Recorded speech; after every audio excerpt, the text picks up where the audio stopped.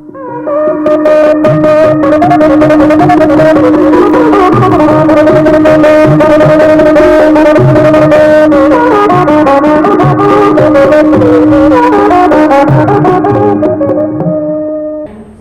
भाषा शिक्षण में आप सबका हार्दिक स्वागत है। नमो नमः। नमो नमः। संस्कृत भाषा शिक्षणे भवतां सर्वेषां हार्दं स्वागतम्। अहं पठामि, ग्रन्थं पठामि, अहं जानामि, अहं विज्ञानं जानामि, अहं पृच्छामि, अहं यतीन्द्रं पृच्छामि। भवन्तः वदन्तु, कं कं पृच्छन्ति? अहं यतीन्द्रं पृच्छामि। उत्तमम्।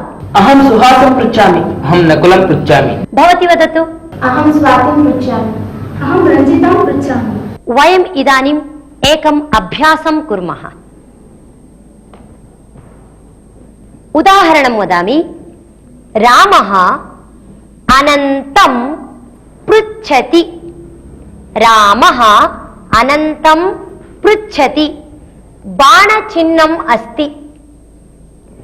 यत्र बाणचिह्नम् अस्ति सः पृच्छति। रामः अनन्तं पृच्छति। वदन्तु। रामः अनन्तं पृच्छति। पुनः वदन्तु। रामः अन्वेषं पृच्छति। रामः अमरं पृच्छति। रामः मालतीं पृच्छति। रामः सुरेशं पृच्छति। रामः गीतां पृच्छति। रामः कां पृच्छति? सर्वे वदन्तु। रामः लतां पृच्छति।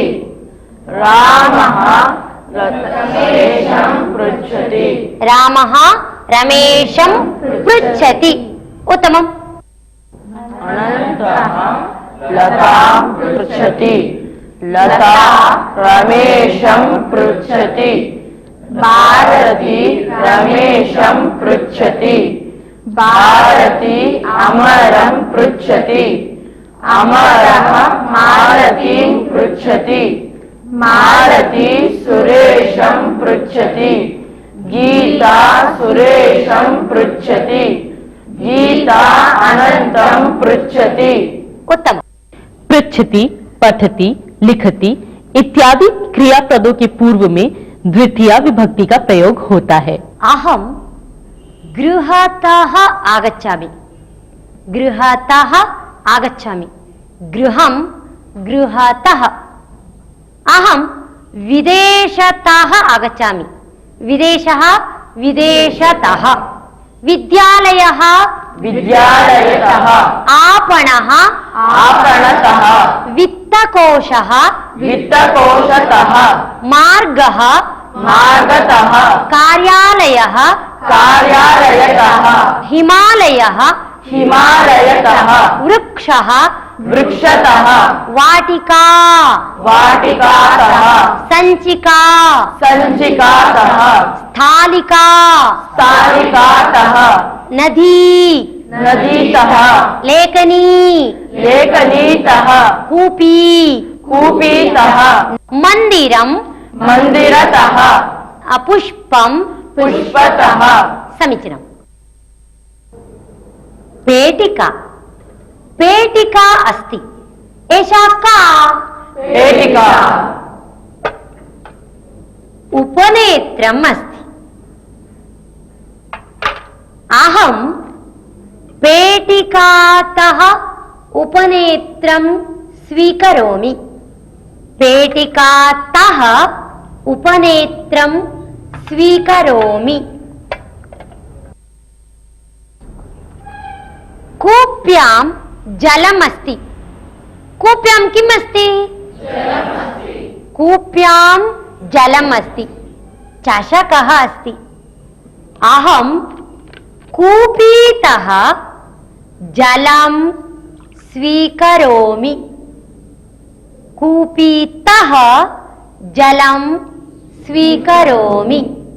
कूपी कूपीतः। सञ्चिका अहं सञ्चिकातः पत्रं स्वीकरोमि सञ्चिकातः पत्रं स्वीकरोमि सञ्चिका सञ्चिकातः शारदातः लेखनीं स्वीकरोमि शारदा शारदातः भवन्तः वदन्तु कुतः किं स्वीकरोति अहं यतीन्द्रातः करवस्त्रकं स्वीकरोमि करवस्त्रं स्वीकरोमि अहं यतीन्द्रातः करवस्त्रं स्वीकरोमि उत्तमम् अहं कुशातः लेखनीं स्वीकरोमि कोशतः वदतु अहं कोशतः लेखनीं स्वीकरोमि उत्तमम् अहं शारदातः पुस्तकं स्वीकरोमि उत्तमम् अहं सुहासतः करवस्त्रं स्वीकरोमि पुनः वदतु अहं सुहासतः करवस्त्रं स्वीकरोमि उत्तमम् अहम् आनयामि वित्तकोशतः धनम् आनयामि नदीतः जलम् आनयामि वदन्तु भवन्तः कुतः किम् आनयन्ति यतीन्द्रः वदतु अहम् अरण्यतः फलम् आनयामि उत्तमम् अहम् आपणतः पुस्तकम् आनयामि पुनः वदतु अहम् आपणतः पुस्तकम् आनयामि उत्तमम् अहं विपणितः घटीम् आनयामि उत्तमम् अहं शालातः पुस्तकम् आनयामि शालातः पुनः वदतु अहं शालातः पुस्तकम् आनयामि अहं विद्यालयतः सुधाखण्डम् आनयामि अहं वाटिकातः पुष्पम् आनयामि उत्तमम् अहम् उत्तरं वदामि भवन्तः प्रश्नं कुर्वन्तु गङ्गा हिमालयतः प्रवहति गङ्गा कुतः प्रवहति पृच्छन्तु रामः विद्यालयतः आगच्छति गीता विपणितः गच्छति सीता अरण्यतः आगच्छति उत्तमम् गङ्गा हिमालयतः प्रवहति गङ्गा कुतः प्रवहति प्रश्नं कुर्वन्तु गङ्गा हिमालयतः प्रवहति रामः विद्यालयतः आगच्छति सीता अरण्यतः गच्छति लता विपणितः आगच्छति लता विपणितः आगच्छति फलं वृक्षतः पतति पुनः पृच्छन्तु न फलं न फलं वदन्तु फलं वृक्षतः पतति रामः अरण्यतः नयति बाबूलालः वित्तकोशतः आगच्छति वाहनं मार्गतः पतति पिछले पाठ से हमने ये जाना है कि जब किसी शब्द के अंत में तह जोड़ दिया जाए तब वह शब्द पंचमी विभक्ति का अर्थ देता है अहं गच्छामि अहम् आपणं गच्छामि आपणतः मन्दिरं गच्छामि मन्दिरतः वित्तकोशं गच्छामि वित्तकोशतः विपणिं गच्छामि विपणितः गृहम् आगच्छामि भवन्तः वदन्तु कुतः कुत्र गच्छन्ति वदन्ति वा वदतु आदित्यः वदतु अहं विद्यालयं गच्छामि विद्यालयतः मन्दिरं गच्छामि मन्दिरतः आपणं गच्छामि आपणतः गृहम् आगच्छामि उत्तमम् अहं विद्यालयं गच्छामि विद्यालयतः हिमालय गच्छामि हिमालयतः गृहम् आगच्छामि उत्तमम् अहं मन्दिरं गच्छामि मन्दिरतः मृगालयं गच्छामि मृगालयतः विद्यालयं गच्छामि विद्यालयतः पुनः गृहम् आगच्छामि उत्तमम् अहं विद्यालयं गच्छामि विद्यालयतः हिमालयं गच्छामि हिमालयतः स्वर्गं गच्छामि स्वर्गतः पुनः गृहम् आगच्छामि उत्तमम् रमानन्दः अस्ति रमानन्दः प्रवासं करोति सः कुतः कुत्र गच्छति इत्यस्मिन् विषये वयम् एकम् अभ्यासं कुर्मः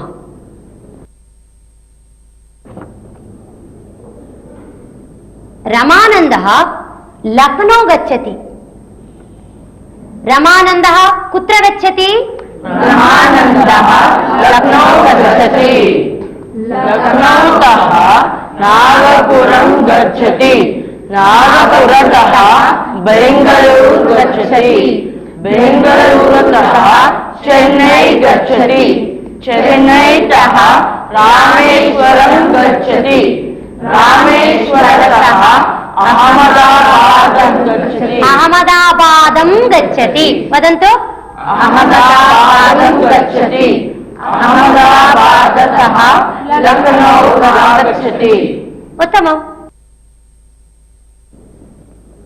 अहं पठामि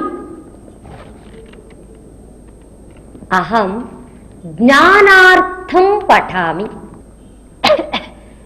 पिपासा अस्ति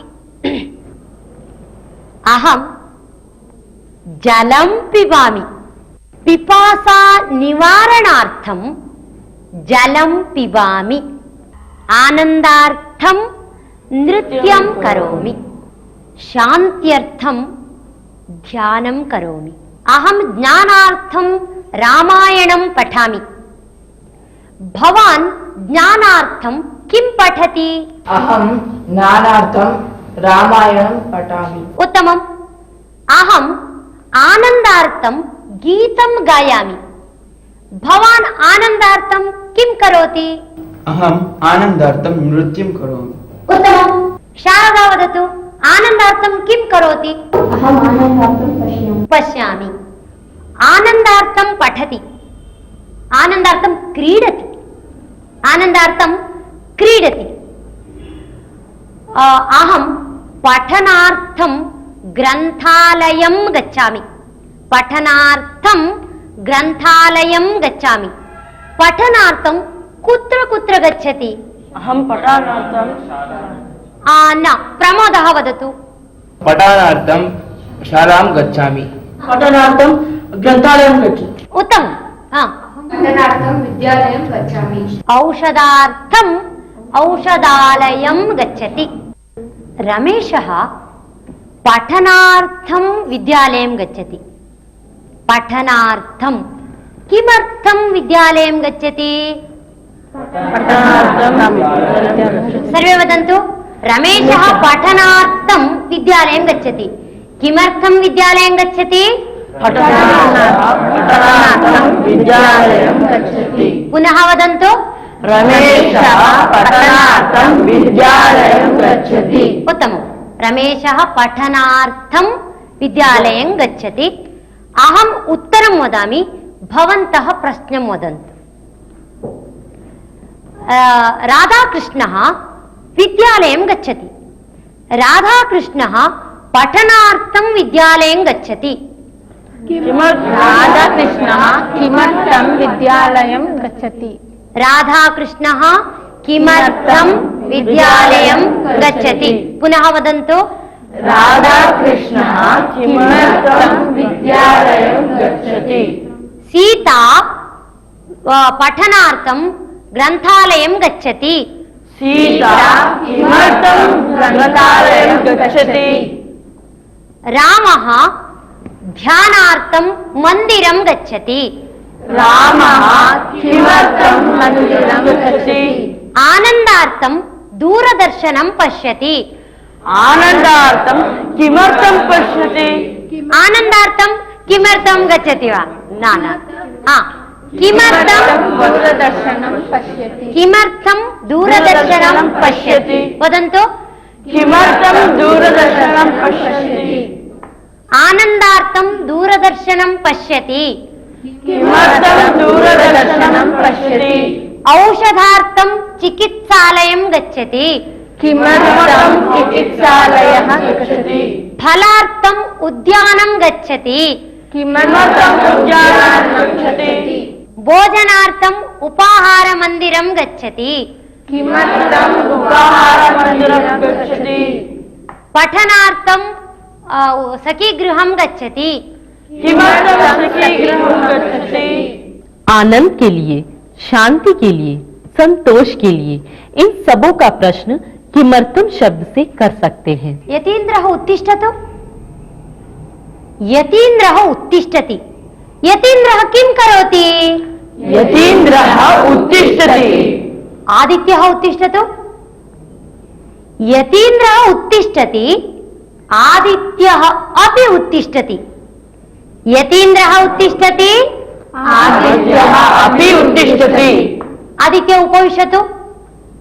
आदित्यः उपविशति। यतीन्द्रः अपि उपविशति।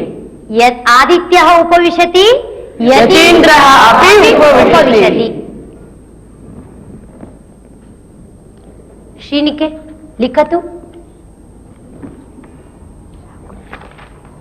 शारदा अपि लिखतु।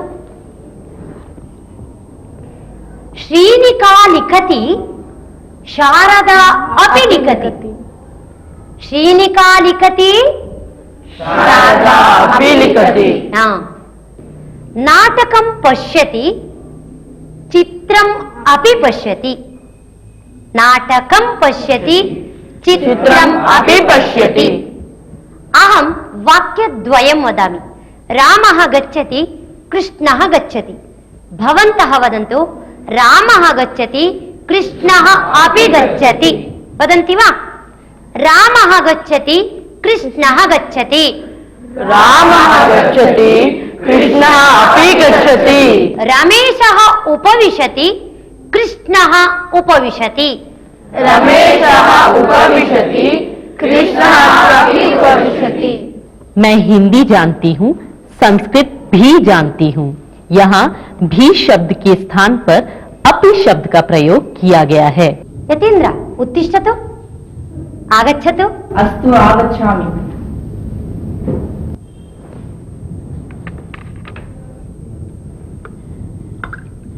जलं पिबतु। अस्तु पिबामि।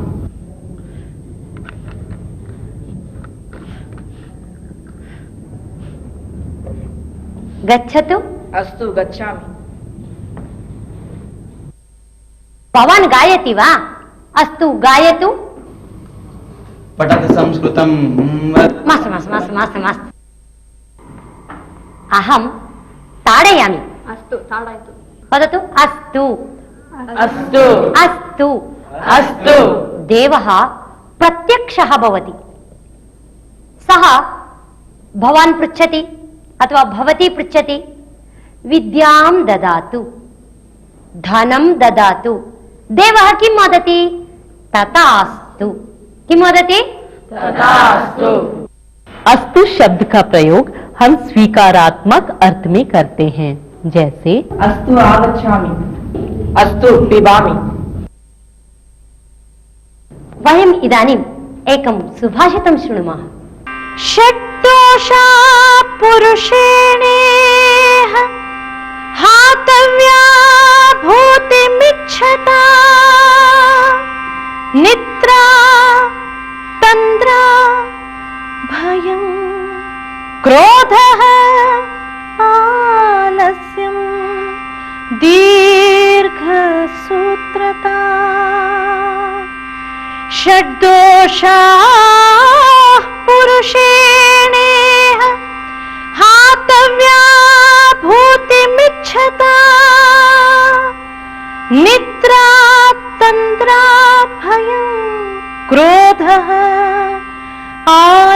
आलस्यं दीर्घसूत्रता। वयम् इदानीं यत् सुभाषितं श्रुतवन्तः तस्य अर्थः एवमस्ति। यः पुरुषः ऐश्वर्यम् इच्छति, समृद्धिम् इच्छति, अभिवृद्धिम् इच्छति, सम्पदम् इच्छति, सः एतान् सर्वान् दोषान् दूरीकुर्यात्। के ते दोषाः? निद्रा। सर्वत्र निद्रा न करणीया। तन्द्रा सर्वदा निद्रावस्थायामेव भवति, तथा न भवेत्। तन्द्रा न भवेत्। भयं सर्वेषु विषयेषु भयं न भवेत्। क्रोधः, कोपः यत्र यत्र आवश्यकता अस्ति तत्र कोपः करणीयः। यत्र कोपस्य आवश्यकता नास्ति तत्र क्रोधः न दर्शनीयः। आलस्यं, वयं तु सर्वदा विद्यार्थिनः एव। जीवने सर्वस्मिन् क्षणे अपि वयं शिक्षणं प्राप्नुमः। अतः अस्मासु कदापि आलस्यं न भवेत्। दीर्घसूत्रता। कार्यम् अद्य करोमि, न श्वः करोमि, परश्वः करोमि, परश्वः सायंकाले करोमि, एवं विलम्बः न भवेत्। अद्यतनकार्यम् अद्य करोमि, इदानीमेव करोमि इति एवं भवेत्। तात्पर्य, कल्याण चाहने वाले पुरुषों के द्वारा निद्रा, तंद्रा, क्रोध, भय, आलस्य और दीर्घ सूत्रता, इन 6 दोषों का त्याग कर देना चाहिए। अहम् इदानीम् एकां लघु कथां वदामि। कश्चन आश्रमः, तत्र धौम्यः इति महर्षिः पाठयति स्म। बहु शिष्याः तस्य समीपे पठनार्थम् आगच्छन्ति स्म। एकदा महती वृष्टिः आसीत्। क्षेत्रं सर्वम् अपि जलपूर्णम् आसीत्। जलप्रवाहः आसीत्। धौम्यः शिष्यम् आह्वयति, वदति अपि। शिष्य, कृषिक्षेत्रं सर्वं जलपूर्णमस्ति, सर्वत्र प्रवाहः अस्ति, अतः कुत्रापि जलबन्धः नष्टः स्यात्। भवान् कृषिक्षेत्रं गत्वा तत् निवारयतु इति वदति। शिष्यः कृषिक्षेत्रं गच्छति, सर्वत्र पश्यति। एकत्र जलबन्धः नष्टः अस्ति। शिष्यः चिन्तयति,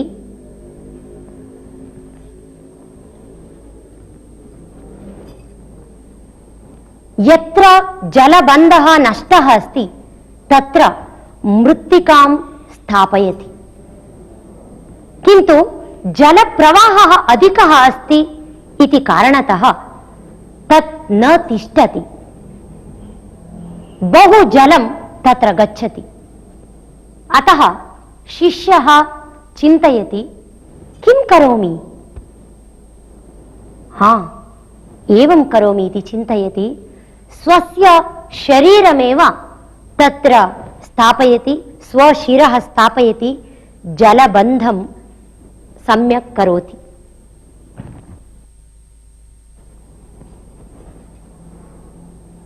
एवं जलबन्धं सम्यक् कर्तुं स्वशरीरं स्थापयित्वा तत्र जलबन्धस्य समीकरणं करोति। किञ्चित् समयानन्तरं शिष्यः न आगतः। गुरुः चिन्तयति, शिष्यः कुत्र गतः? न आगतः इति चिन्तयित्वा कृषिक्षेत्रं गच्छति, तत्र पश्यति।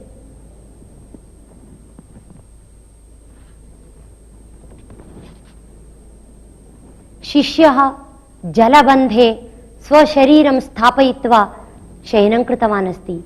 गुरुः तं पश्यति। गुरोः शिष्यं दृष्ट्वा अतीव आनन्दः भवति। सः अतीव सन्तुष्टः, तस्मै ज्ञानं ददाति।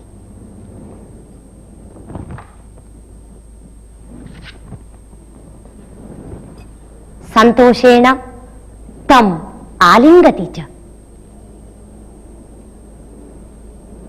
एवं स्वशरीरेण जलबन्धं समीकृत्य गुरोः वचनस्य परिपालनं कृतवान्।